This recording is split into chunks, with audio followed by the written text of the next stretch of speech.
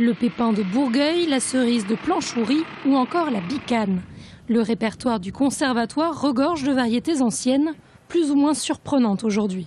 Tout ce qui se faisait et tout ce qui a fait la notoriété à un moment de Bourgueil, à savoir aussi la réglisse. La réglisse, ça peu de gens le savent, mais la réglisse était cultivée en Europe, seulement à Bourgueil. En fait, on la trouvait partout ailleurs à l'état sauvage, mais sur le Bourgueillois, dans 3 ou 4 communes du Bourgueillois, elle était cultivée. Autre curiosité, parmi les spécialités locales, on trouvait également le pruneau, avant même qu'Agen n'en devienne la capitale.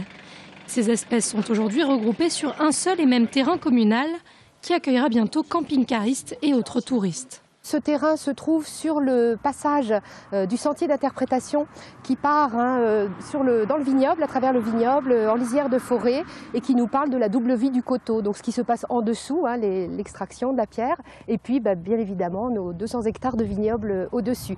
Donc le conservatoire du coup s'inscrit au démarrage de ce sentier, et on a pensé qu'il avait toute sa place et tout son sens ici. 70 cèpes de vigne, une trentaine d'arbres et quelques autres espèces végétales cultivées, plantées et chouchoutées en bio par une quarantaine de bénévoles pour que ce patrimoine végétal ne tombe pas dans l'oubli. L'objectif, c'est aussi d'inculquer en fait, dès le plus jeune âge à nos enfants et les enfants qui ne sont pas originaires aussi du Bourgueillois, en fait, cette culture du végétal et cette mémoire pour savoir que ça existe, à quoi ça ressemble et qui s'y intéresse. L'école de Benay est évidemment associée au projet, un projet qui, on l'espère, pourrait bien essaimer dans le département.